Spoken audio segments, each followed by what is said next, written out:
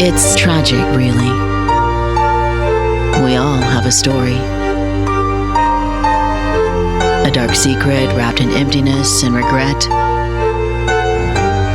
You know. The Toll. I'm Nancy Simpson. Previously on The Toll. When you look into the eyes of a killer, you'll never ever forget it. And they replied with, okay, you tell us where and we'll go kick the door in. He forced her to actually help him load the body of Rene Williams in a vehicle. And she goes, I don't know how to describe it. He's just been really creepy. He just kind of got a cold look and doesn't talk at all. And she goes, it's just creepy. And they tracked her, sent into the barn. The lady said it didn't leave from there. Douglas County Sheriff Chris DeGay says as he went through the old case files in Renee's disappearance, there was little doubt Chris Revak was the guy. Renee's blood was found on Revak's pants and vehicle 2 years prior when Renee first went missing, and blood on the sidewalk outside the Eagles Lodge found the next morning when Renee didn't come home. In the TV show from the ID channel, they interviewed a deputy who worked the original case in '07. He says they were able to rule out a robbery pretty quickly. A bar customer called in a tip talking about a man behaving oddly that night and mentioning Chris Revak by name. The deputy told the TV producers he knew Johanna, Chris's wife, but had never met Chris. He goes to their house and shows Revak a flyer concerning Renee's disappearance. Chris Revak stared at it. The deputy notices Revak has an injured finger. But ultimately, no body, no charges. That was the stance from the previous sheriff. The new sheriff, DeGay, who inherited the case and vowed to solve it, says besides the blood evidence at the time, a year before Renee went missing, there was another incident at the Eagles Lodge in Ava. Basically, he waited for a bartender. There was actually a male patron that stayed in the bar that night. I say attempted abduction. There's no doubt that's what his intent was, but it kind of got to turn into an argument and became physical there, and the male patron there in the bar had to calm him down and basically tell him he had to leave. But it was one of those situations where he had left and then came back shortly thereafter. Came in and basically tried to think that he was propositioning for sex, and then when he was rejected became angry.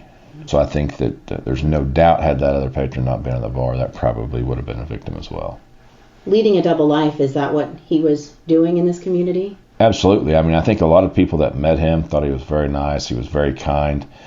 He was soft-spoken. But as we did the investigation, it was very obvious he had a completely different side. When you went back to and spoke with really any women that had any involvement with him at all in a romantic situation, the temper, the violence, the domestic abuse was very prevalent.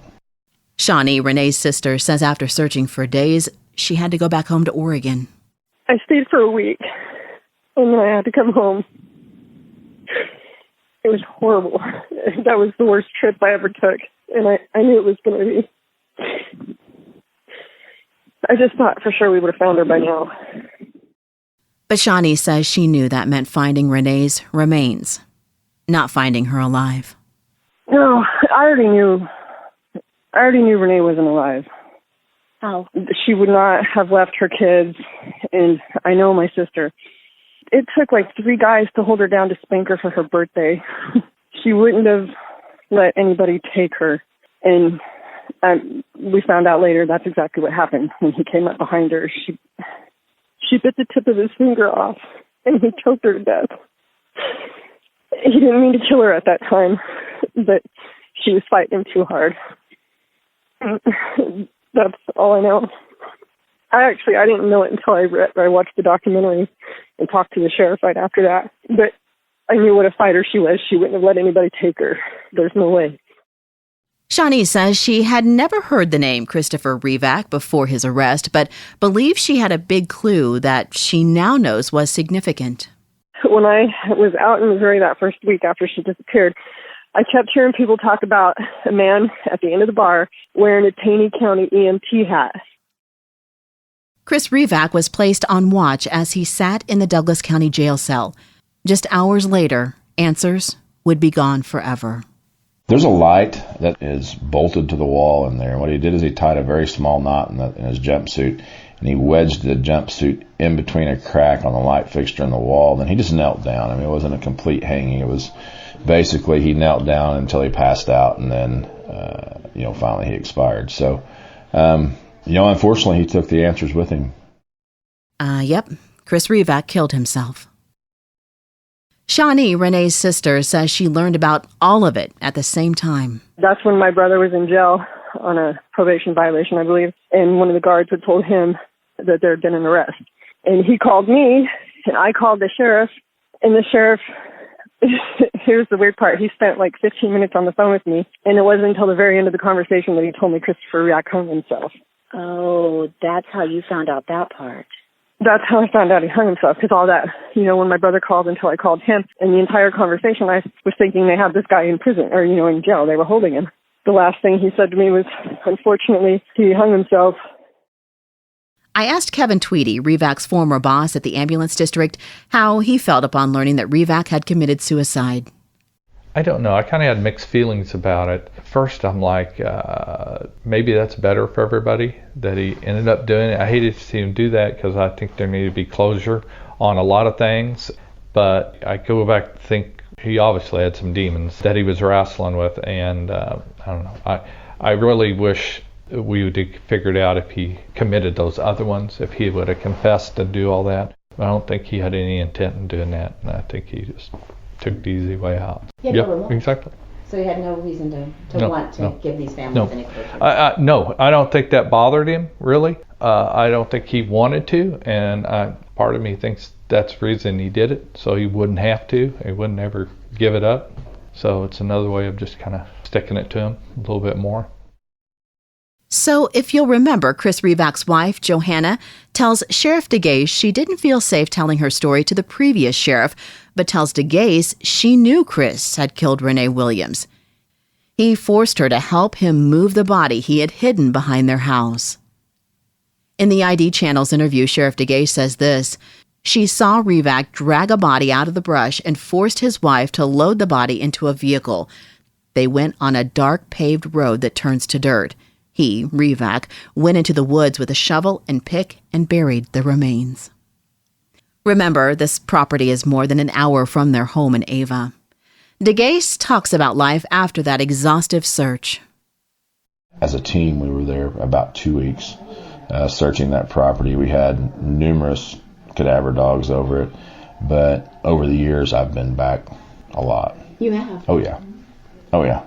Lot. Just to see if there's something I miss, go take a walk through there, look at properties that are close to it that we may not have had on our radar, and just to see. And I think that when he went back, I think that he probably made sure that we would not be able to find her remains.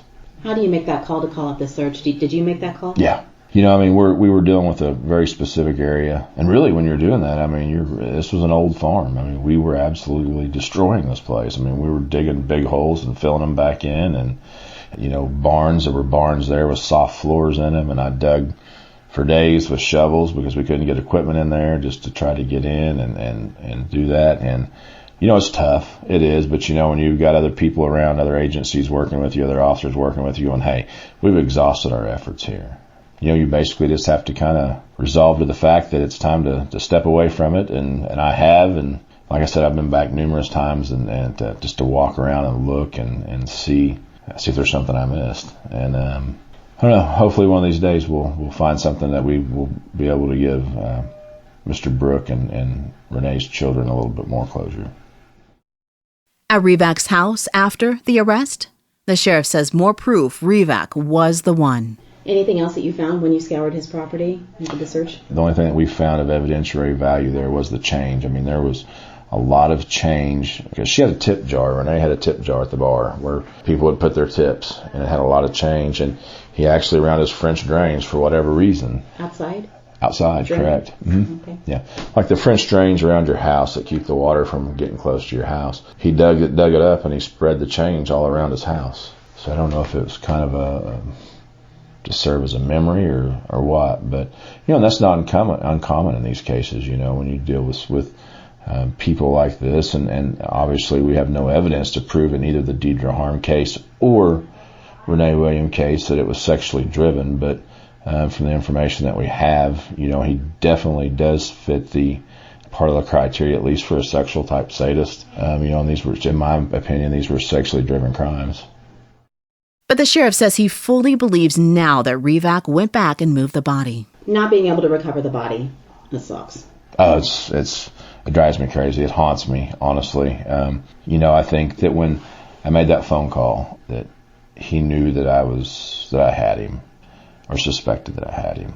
And according to Johanna, he left one day and told her that he was going to go move the body of Rene and he would get rid of her body for good. Never told her where it was at, never told her where it went. And you think he did that? Yeah, absolutely. Yeah. And, hindsight's 20/20, in this type of work, there comes a point where you have to play your trump card, and is it a perfect situation? No, it's not.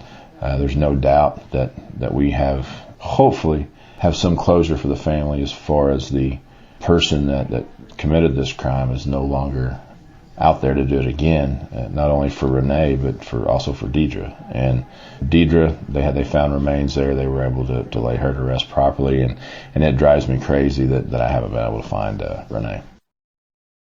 Where Shawnee, Rene's sister, has lived her life, Oregon and Washington, they're in the top 5 states with the most people who go missing. And she knew how this story would likely end. There's a lot of women go missing that are never found. A lot of people, not just women, but when we didn't find her right away, I figured it maybe someday down the road somebody will stumble across some bones. But at this point, I doubt that'll even happen. What's that like, knowing that her remains will likely never be found? It's crappy. I just try not to think about it too much.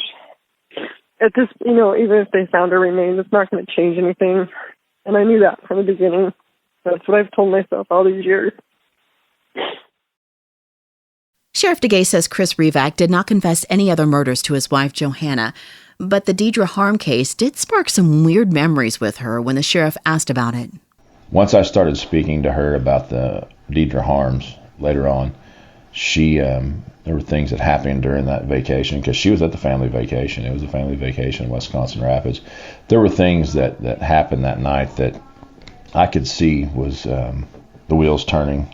I think it started coming to realization for her. That this wasn't the only one. That's correct. And also in this case here, I think Johanna is very lucky to be alive. And he did have another paramour in the Branson area. We were able to get cell phone records and things of that nature. And I really believe that Johanna was fixing to be his next victim. But Kevin Tweedy, their former ambulance boss, says all of her work family rallied around her after the arrest. I think everybody really felt sorry for her because they really felt that he was more manipulative than we ever thought. We always thought like I said, she was the tough one. But I think as more and more came out about what was going on and, that she was probably more the victim in this, people she worked with, I think, felt pretty compassionate about it. Even when they knew that maybe she helped with the body, there wasn't any reading in that they thought she was standing over him, helping him do all this stuff right off the bat. It was kind of weird. Most of her partners and the ladies that worked with her were a little more compassionate with her. And when we suspended her, we got a little pushback from some of the staff. They thought maybe we shouldn't. And her partners had thought, she needs to be working and she needs to be doing something.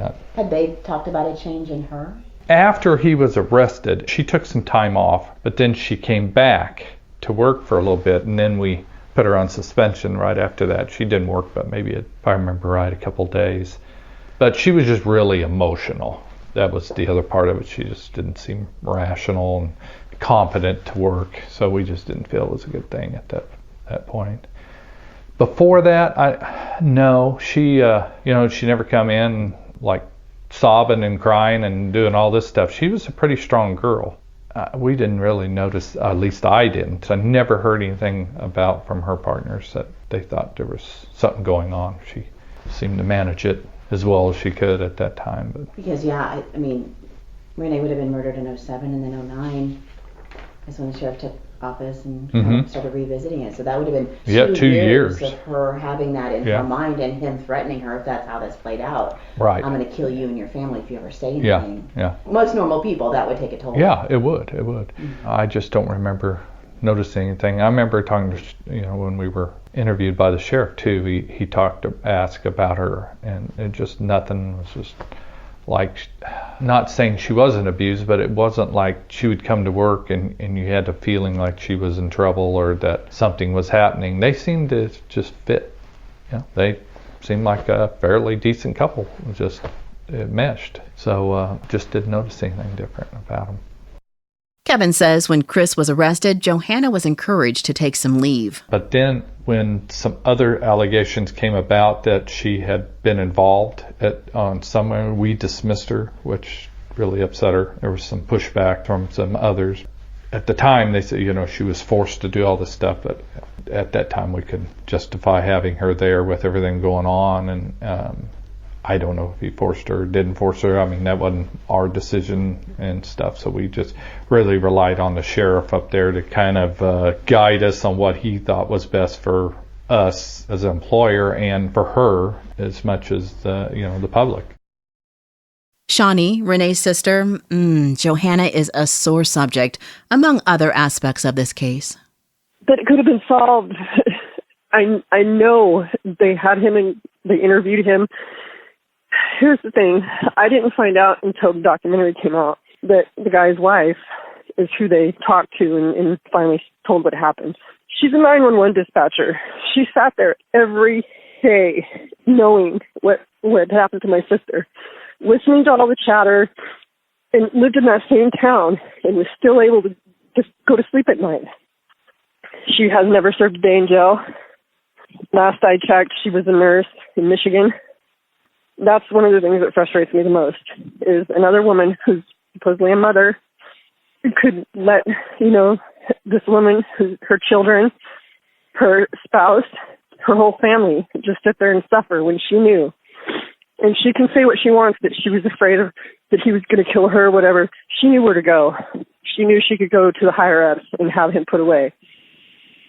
Other than that, the sheriff, he mishandled it from the beginning too. Like I said, I believe that's because he knew him and worked with him. The good old boy found her clothes at his house with blood on him, and that should have been enough to tie him without a body. That should have been enough to keep him in jail. Yeah, they had quite a bit of evidence they found at his house. Mm-hmm. I think if it would have been a decent sheriff in office, it would have been solved. They would have found her. She'd be in a cemetery. Her kids would have somewhere to go. But there's just a lot of directions to point fingers, and none of it's going to bring her back, but it would help. I later called Sheriff DeGase to ask him about this, zone in on it, just this specifically. He says Johanna didn't have faith in the previous sheriff to keep her safe. The goal was to get her away from Revak for questioning so he wouldn't know. But that's not how it worked out the day the sheriff called the house and Chris Revak was there.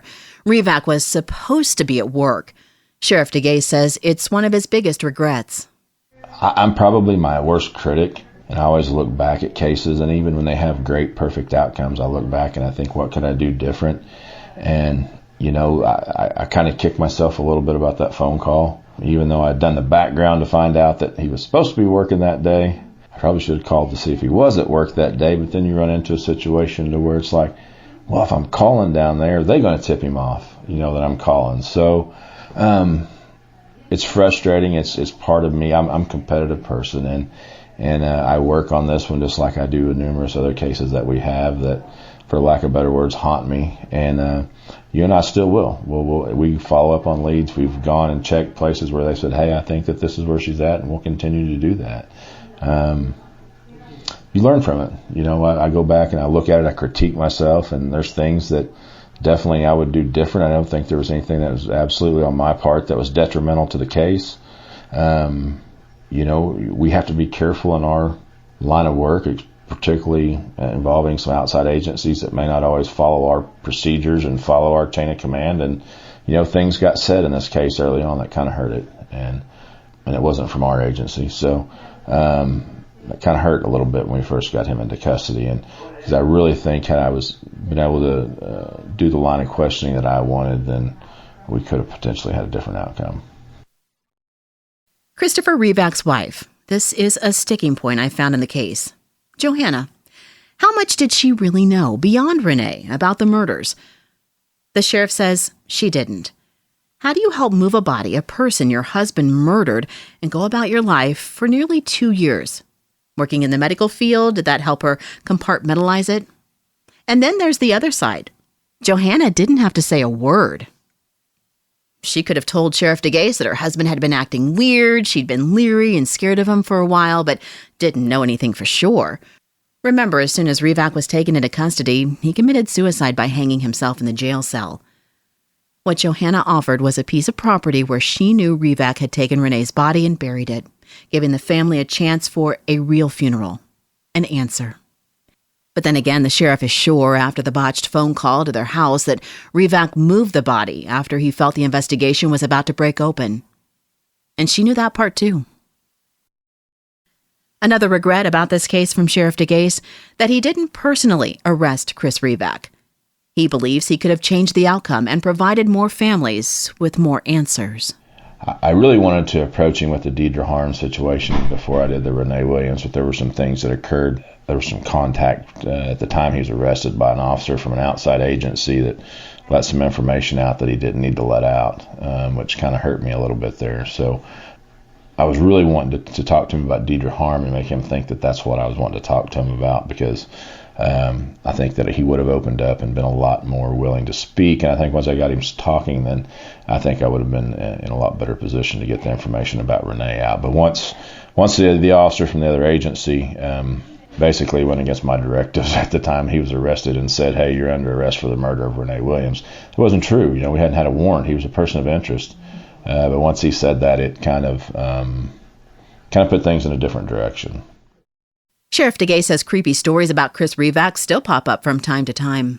As this played out, a small town community, there were stories where he spoke of, where we'd have people that would come forward and say, "Hey, I talked to this guy this one time. He showed up at my house and he asked some weird questions, but I didn't think he was going to leave, but when I really pushed the issue, he left." Or when he seen my husband, he left. Well, at least a couple of different accounts of that where he went to other females' residences.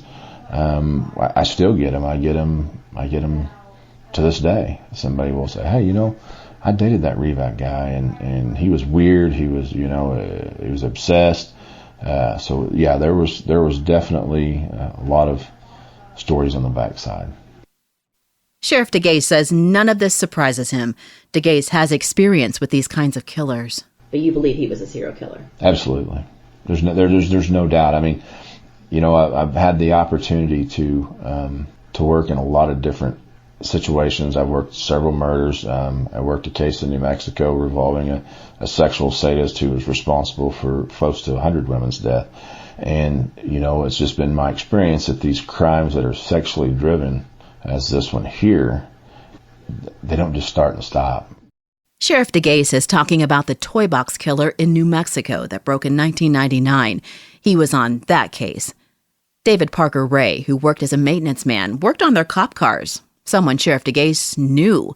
This was a serial killer who had a trailer he used to torture and murder women. The stuff nightmares are made of.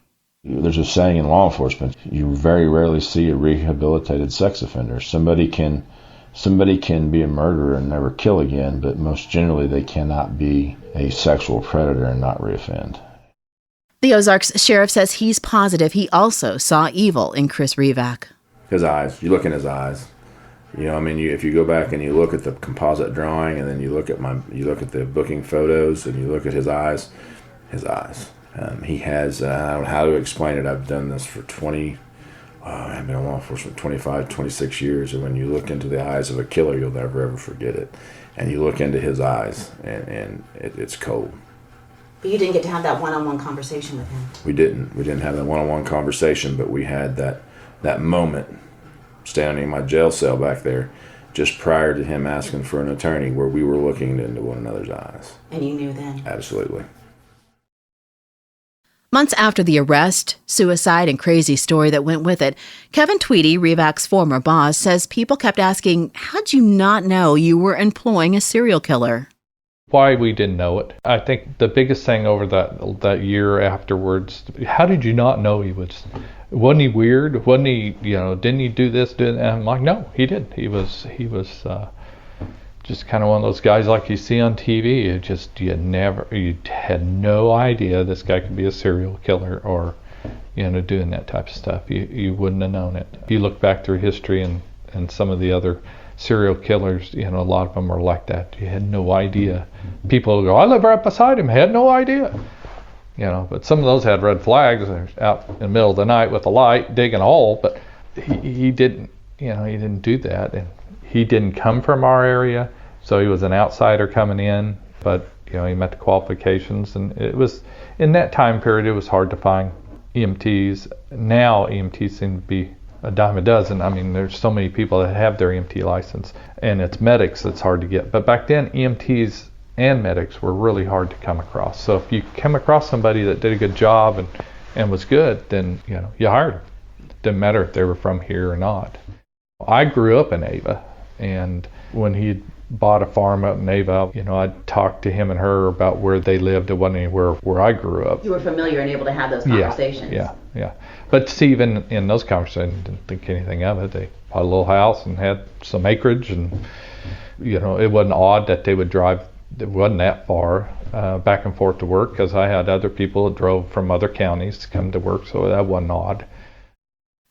Kevin wishes the family in Wisconsin could get that definite answer.